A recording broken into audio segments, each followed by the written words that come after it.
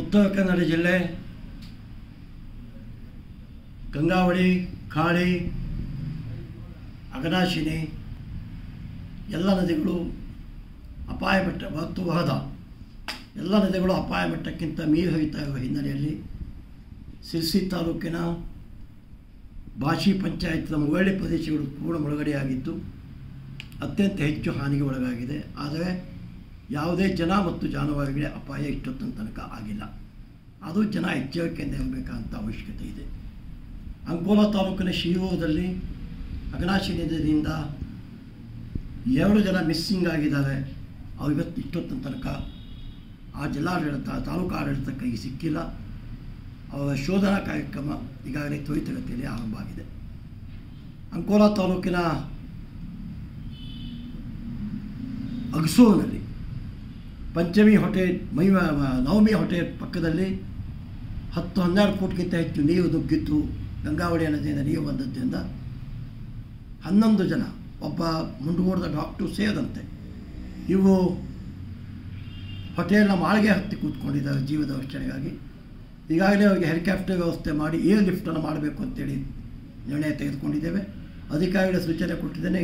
ಅತಿ ಶೀಘ್ರ ಒಂದು ಅರ್ಧ ಗಂಟೆ ಒಳಗೆ ಅವ್ರಿಗೆ ಏರ್ ಲಿಫ್ಟ್ ಮಾಡಿ ಅವರನ್ನು ಸುರಕ್ಷಿತ ಸ್ಥಾನಕ್ಕೆ ತರ್ತಕ್ಕಂಥ ಕೆಲಸ ಮಾಡೋದಕ್ಕೆ ಸಿದ್ಧತೆ ನಡೆದಿದೆ.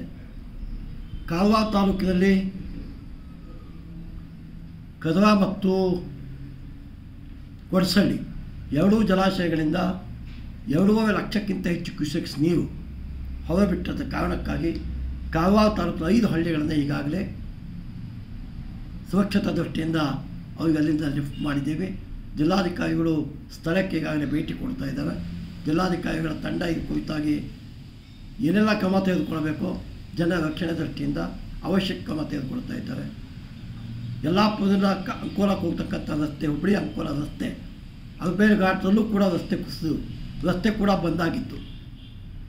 ಗಂಗಾವಳಿ ನದಿಯಿಂದ ನೀರಿನ ಬಾಧನೆ ಅಂಕೋಲಾ ತಾಲೂಕಿನ ಶಿವಕಾರ್, ಕೈಗಡಿ, ಹೆಗ್ಗಾರ್, ಕಲ್ಲೇಶ್ವರ್ ಇಂಥ ಪ್ರದೇಶಗಳಲ್ಲಿ ನೀರು ನುಗ್ಗಿದ್ದರಿಂದ ಅನೇಕ ಅನಾಹುತಗಳಾಗಿದೆ. ಅದು ಯಾವುದೇ ಜೀವಹಾನಿಯಾಗಿಲ್ಲ.